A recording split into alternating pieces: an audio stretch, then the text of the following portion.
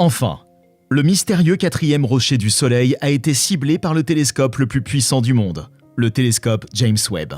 Le 5 septembre, Webb a commencé à transmettre les premières images et spectres de Mars. Les images ont été publiées le 19 septembre. Les images ne sont rien moins que fascinantes. Elles montrent une planète Mars à couper le souffle, qui, même géographiquement, semble avoir autrefois accueilli des océans. Pendant plus de 100 ans, les scientifiques de l'espace ont été obsédés par Mars, notre plus proche voisine.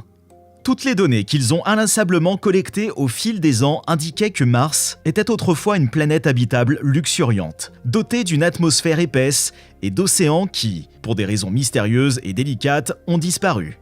Aujourd'hui, avec l'aide de Webb, ils vont résoudre ce mystère et peut-être ouvrir la voie à une colonisation humaine efficace, sûre et pratique de Mars. Restez à l'écoute pour en savoir plus sur la planète qui est appelée à devenir la première véritable colonie spatiale de l'humanité. La planète qui fera de nous des espèces multiplanétaires.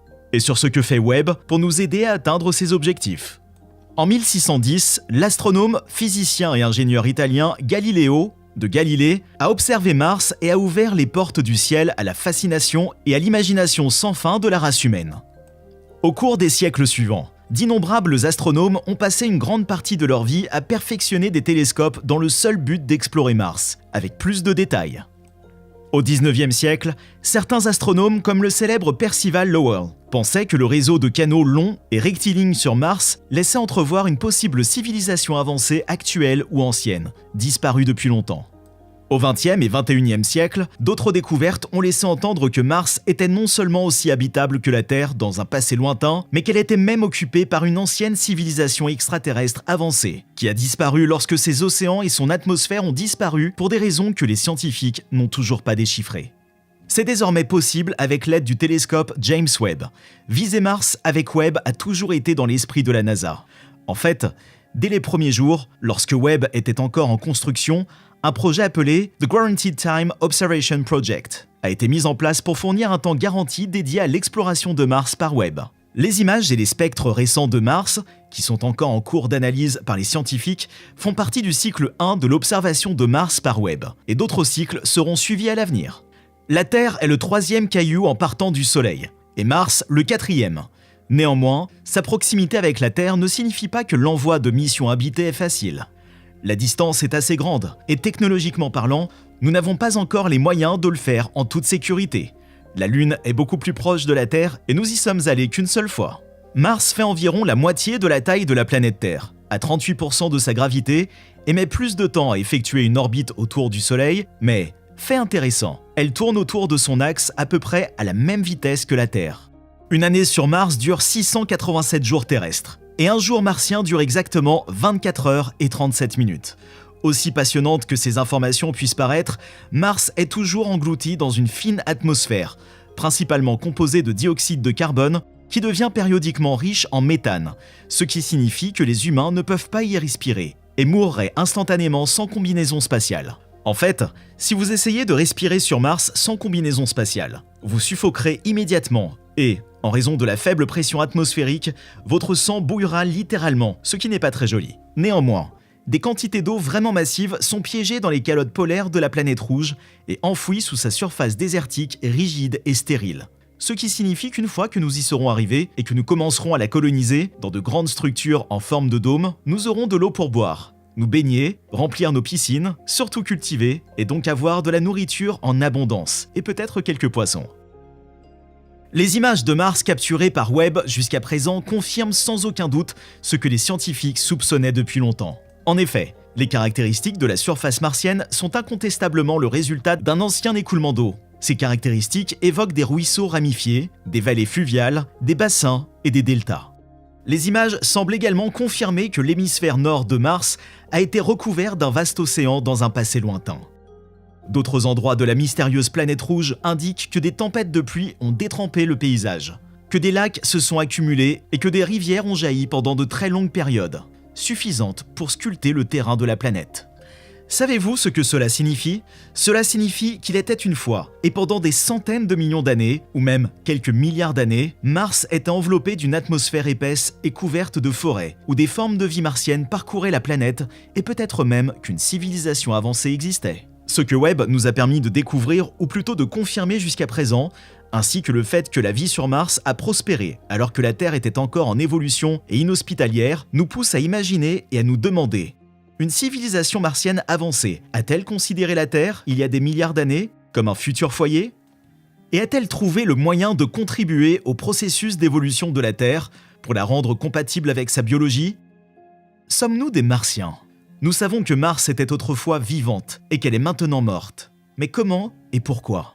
Tout ce que nous savons à l'heure actuelle, mais que nous sommes sur le point de découvrir à l'aide de Webb, c'est qu'à un moment donné, Mars a subi une transformation très spectaculaire et est passé de l'état de terre à celui d'enveloppe poussiéreuse et sèche que nous voyons aujourd'hui. La question qui se pose maintenant est la suivante. Que s'est-il passé? Où est passée l'eau? Qu'est-il arrivé à l'atmosphère? Pourquoi Mars est-elle devenue une planète morte? Heureusement, le satellite Webb nous aide à déchiffrer les changements considérables qui se sont produits dans le climat martien et qui ont fondamentalement modifié la planète et l'ont rendue morte. Il nous permet également de rechercher des biosignatures, c'est-à-dire des signes qui pourraient révéler si la vie était vraiment abondante sur la planète dans le passé, et s'il existe encore des types de formes de vie microbiennes ou souterraines qui ont survécu à cette transformation massive plutôt cataclysmique. Dans l'ensemble, Webb est sur le point de résoudre tant de mystères martiens importants qui nous encourageront à chérir davantage la Terre et à préparer un meilleur projet de colonisation de Mars. Pensez à Webb comme un robot scientifique supérieur avancé, car il aide les chercheurs à faire des choses tout à fait étonnantes et à parvenir à des conclusions d'une précision stupéfiante qui, espérons-le, seront bientôt partagées avec nous.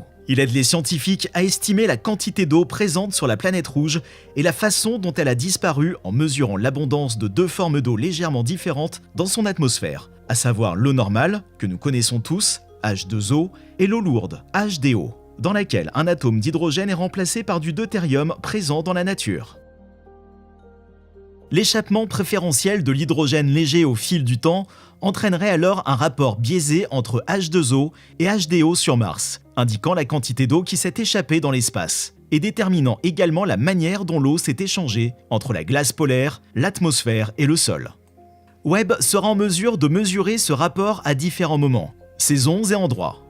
Webb permettrait également de résoudre le mystère des panaches de méthane qui semblent apparaître périodiquement dans l'atmosphère martienne. Ce qui est cool dans cette partie est le fait que le méthane est souvent généré par des bactéries. Et comme vous le savez déjà, là où il y a des bactéries, il y a de l'évolution et de la vie.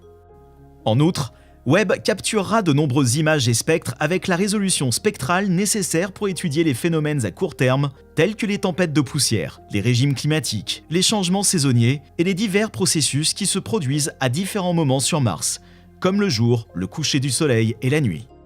Que réserve l'avenir pour Mars? Une fois tous les 26 mois, la Terre et Mars sont alignés de manière à minimiser la durée et le coût des voyages, ce qui permet aux vaisseaux spatiaux d'effectuer le voyage interplanétaire en 6 mois environ avec le type de technologie dont nous disposons actuellement. À l'heure actuelle, Webb fournit des données extrêmement précieuses qui, une fois combinées à d'autres données recueillies par les différents robots actuellement exploités par la NASA et d'autres agences spatiales sur Mars, feront de ce voyage interplanétaire un pari sûr de réussite. La NASA construit actuellement une capsule spatiale appelée Orion, conçue pour transporter les humains vers la planète rouge. Les développeurs d'Orion profitent déjà des observations de Webb sur Mars et améliorent et ajustent la conception d'Orion en conséquence. Je suis sûr qu'Elon Musk est également en train de sauter de joie. Tout ceci étant dit, je suis obligé de vous informer que l'observation de Mars avec Webb n'est pas si facile que cela, car Webb est conçu pour pouvoir détecter des cibles extrêmement faibles et lointaines. Mais Mars est brillante et très proche, et les scientifiques sont donc très prudents pour éviter d'inonder de lumière les instruments délicats de Webb. Ne prenez pas cela comme une déception. Cela signifie seulement que les choses ne se dérouleront pas aussi vite que nous le souhaitons tous. Et s'il vous plaît. En conclusion, Mars sera conquise et colonisée. Elle fera de nous des espèces multiplanétaires et ses ressources seront utilisées pour construire d'immenses cités sous dôme, avec des usines produisant des vaisseaux spatiaux, qui nous emmèneront aux confins de notre galaxie, voire au-delà. Ce n'est pas de la science-fiction. En ce moment même, quelques sociétés travaillent à la conception d'imprimantes 3D capables de fonctionner sur Mars.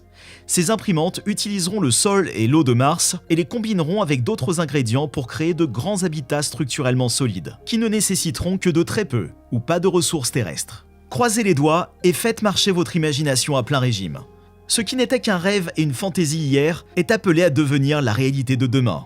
L'espace n'est pas la dernière frontière, c'est simplement le début d'un tout nouveau front massif et incompréhensible pour l'exploration et l'expansion humaine.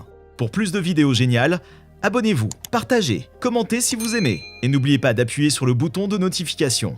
Car nous travaillons toujours pour vous apporter les meilleures vidéos d'astronomie et d'espace les plus précises. Génial!